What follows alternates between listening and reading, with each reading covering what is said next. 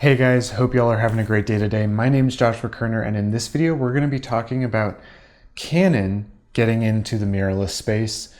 Hopefully they'll be dropping one around Photokina before the end of this year and then into 2019.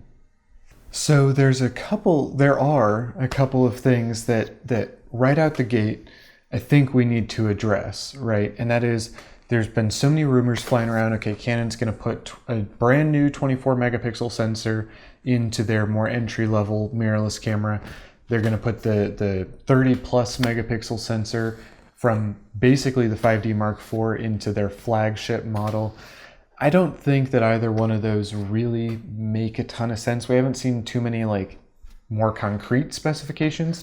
What we have seen Canon say is that they are really focused on putting 4K into these cameras, to making them hybrid shooters again. So I think that when we start from that point and then extrapolate back down, we're going to be able to see those 2 points. We're going to be able to see some key learnings and kind of dive into some things that other people have been ignoring so far. So first off, I think that Canon has got to put a new flagship sensor in, right? You can't just port the 5D sensor because that's old by now, frankly. And so although it can still perform well in the 5D Mark IV, you need a new sensor for your new camera. The 26 megapixel sensor from the 6D Mark II was old tech, and you could tell, and that really irritated a lot of people. So I think that Canon's going to realize that you can't you can't sustain those sort of brand equity hits and retain market share in key categories, right? So the big thing is that flagship. The other really big thing for their market share is this entry-level device, because they really did a poor job with the 6D Mark II. And you can tell that because within a very short time frame of it being launched, the price had dropped, and they were offering the battery grip and that total package with a lower than original price point. So although the 6D Mark II is still probably a great camera for a lot of people, it irritated more people than it provided joy to, at least on principle or intellectually. So what we're going to see out of that entry level model has got to be a brand new 24 megapixel, 26 whatever megapixel sensor. 24 makes sense. That's kind of standard right now. You don't really need too much more than that. They're going to focus on ISO performance. They're going to focus on dynamic range. Those are two of the really key points that the market is valuing right now. And so when you can address those two, then you're going to develop a really great sensor. I think Canon will do that. I think what we're going to see out of that entry-level model, the mirrorless 6D, if you will, is going to be 4K without a crop, DPAF. I think we're going to see 1080p 120. But I think that where the sticking point is going to be is in the bit rates. I think we're going to see lesser bit rates out of the video on the mirrorless entry-level camera. I think we're going to see 8-bit only, 8-bit output, whole 9 yards. I think we're not going to see too much flexibility with those files because of bit rate, because of bit depth, right? When we look at the flagship, that means that we can expect something closer to a 5D Mark IV or a 1DX, where we're seeing much better bit rates, where we're seeing, I think it would be very reasonable to see 200, 300 megabits a second bit rates on the flagship for 4K, for 1080p even. I think what we're going to see as well is 10-bit recording options. Maybe that will have to be output to an external monitor recorder, but they're going to be there. And then I also think that we're going to see no crop. I think on that though, on the flagship model, we're going to see 4K 60, because that's the way that Canon can punch back through the video barrier that has been holding them back by not really putting the right feature set in. So if they can put 4K 60 and if they could put 1080p 240 in, I think they could really reach beyond where they are right now in a really powerful way and really start challenging Sony and Panasonic and Nikon. When they do that, right, that's why the entry-level model would have more limited bit rates, more limited bit depths, and would probably just be 4K 60, or sorry, 4K 30 and 1080p 60, right? That makes, or maybe even 1080p 120, that makes sense because you got to have that model not have the same capabilities in Canon's mind.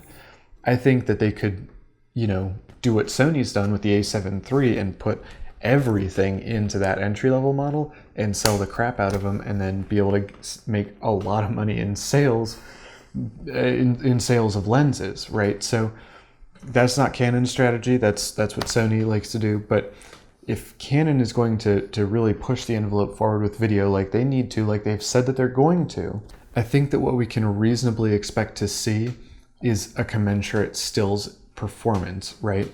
The mount we don't know anything about, but if we just say for right now, the lenses don't matter, the stills will, right? So I think that they're going to keep a DPAF only autofocus system. That's going to be more cost effective for them to implement en masse. And by doing that, they're also going to gain a lot of brand recognition for that, because what Sony's done is they've said we've put X many autofocus points on. What Canon's done is they've said that they've made an autofocus system. And because of that, people glom onto this DPAF as, oh, it must be fantastic because it's Canon, and there's a couple good reviews about it. And although the Sony autofocus performance is equivalent or better in some cases than DPAF, at least in my experience, I've not had a great experience with DPAF by comparison to my experience with Sony. So maybe I'm an outlier with that. Maybe the gear that I've had is an outlier with that. But by naming it as a system, what Canon's done is they've said, now we're building brand equity in components of our brand. So then put DPAF in for stills. It's going to do just fine. It might not be 1DX Mark II level of autofocus performance, right? Might not be 5D Mark IV levels of autofocus performance for stills, but for that type of hybrid shooter that's going to really value that video integration, you're not going to need the bleeding edge of stills autofocus performance. I think it's going to be really good though. I think it's going to be nitpicking more so than a realistic difference. So with that stills performance, they're going to have to use some very basic mirrorless technology to ramp up their frame rates so that even on the entry-level model, you're going to see something like 10 or 11 frames per second. On that full frame model, I think 15 or 20 with autofocus would make a lot of difference for them. That way they can start really pushing that functionality as a really key selling point for their legacy shooters. And then that body can be really effective in the enterprise environments that they're in, notably with news agencies and production houses and corporations that have media houses within themselves. So by being able to wrap up a ton of functionality into that, they're going to make a ton of sales in the enterprise environment while maybe not doing that same volume in the prosumer and professional private market, right? So the stills, it's got to be there, but I think that what Canon has realized is they've kind of got stills down. They can spice it up with a little frame rate nonsense, and then I say nonsense, it makes a difference, but anyway, it's kind of a difference of opinion thing, I think. But then if they can really provide that video functionality, I think they gotta have IBIS, like not digital IBIS. And once they can do that, they're gonna make some really fantastic cameras, but they really do need mechanical IBIS. If they do decide to make new lenses, I think they need, a standard zoom and a couple of primes, 24 to 70 equivalent, maybe 28 to 70 or 28 to 75, f2.8, maybe an f4, a wide, a slightly tele, some good primes. And I think they need to actually be good primes. I think f1.4s, 1.8s, 2.8s. So the thing is, though, that Canon has kind of stuck to this perspective of DSLR is king, right? So their mirrorless lenses, their EFM lenses that they have right now are all pretty bad. And so what they want you to do is they want you to buy an adapter and then buy a regular Canon lens for a DSLR, put that on the front of your mirrorless body, and then that's the best of both worlds for them. That's not the best of both worlds for consumers. Consumers want the whole package to fit within an idea that they have, right? Mirrorless, that idea is small and light, and you don't want to have to make compromises in order to get there, because the EFM lenses provide many opportunities to find compromise. What people are seeing is that the 6000 series cameras from Sony are getting a lot more sales. Point and shoots that have immense capability out of Canon, but also Panasonic and Sony are getting a lot more sales because it's not worth it to get into a system where the lenses are all nonsense, and you can get that same you can get better performance sometimes with just, you know, a different brand or a different size sensor. So I think that Canon's got to focus on really high performance lenses, no matter which mount that they go with this. And we could see that they just use the DSLR mount, the classic EF mount, and figure out some way to make it all work properly. I hope they don't. I hope they figure out EFM properly, because that's where they need to be going, because then they can have the really small lenses that really align with what the mirrorless identity is. That way they're going to do more units and do more volume with the biggest market, which is consumers, right? So if you make a mirrorless mount that doesn't accommodate for smaller lenses, like meaningfully smaller lenses, then I think you're going to lose. Although we've talked about how this would work for the flagship camera, on the entry-level camera, you're going to lose a lot of people like you and me. I shoot Sony because I really like the size and weight that I get out of it, right? So although it is, largely speaking, going to be roughly equivalent in terms of size, like length and so forth, I find that the weight is a lot better than my 60 with the 24-105, with the A7 III and the 28-75. So if you can align to that, if you can make options like this, like the Sony 28 f2, 55 f1.8, 85 f1.8, you're going to do more volume on the entry-level body, because more people are going to be able to buy the entry-level body than are going to be able to buy the pro-grade body in the first place.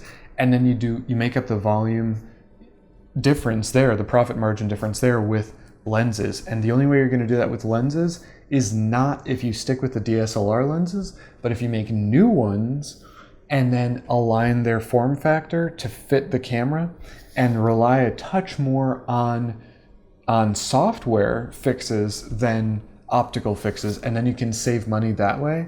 So I think that Canon can anyway, and then they can deliver a product that's equivalent value to what they have already in the space and what other competitors have already in the space, without having to break the bank in terms of production cost. So then the consumer can get into that product at a more meaningful price point and then go from there.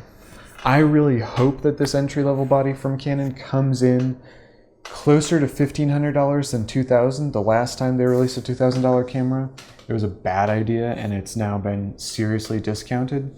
So I think that if they could do that, that would be awesome. They could build back up a whole bunch of brand equity.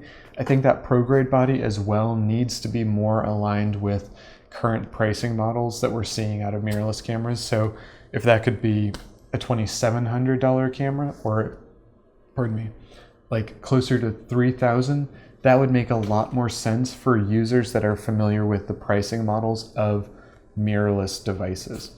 Canon's going to snatch up users if they make anything serious mirrorless, because people, for whatever reason, trust their color science over competitors. They trust their autofocus system over competitors, and it's all irrational, right? I prefer Sony colors. That's because I prefer to shoot on Sonys. That's completely irrational. There's no scientific basis for that, right?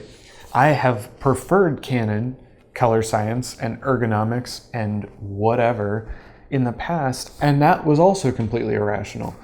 There's no reason that one is objectively better than the other, and you can get your picture profiles to a point where when you output, you can publish straight away without having to do any editing, any color editing in post. So, you know, there is this big perception that Canon colors are best and that Canon autofocus system is best.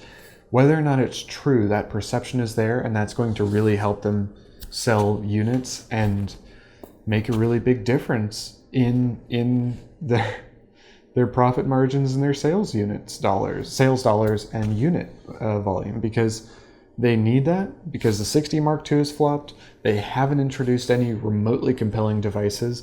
All of their devices that are entry level are less good than a modern smartphone with computational imaging in it, right? So work off the body model of the M50 and really make some compelling devices, Canon, because I know you can do it, and I know you can bring them in at the right price point. I know you can make them for the right cost, and you can really drive interest and engagement with your users. So that's it. I'm done for now. Canon should be bringing these out, late this year, early next. It doesn't really make any sense to do anything other than that. I think that they need to do it sooner than later, because if they don't, the rest of the market will move on and leave them behind again. And that's what they can't afford to let happen too many more times. So anyway, thank you very much for your time and for your attention in this video, and I'm looking forward to seeing you in the next one.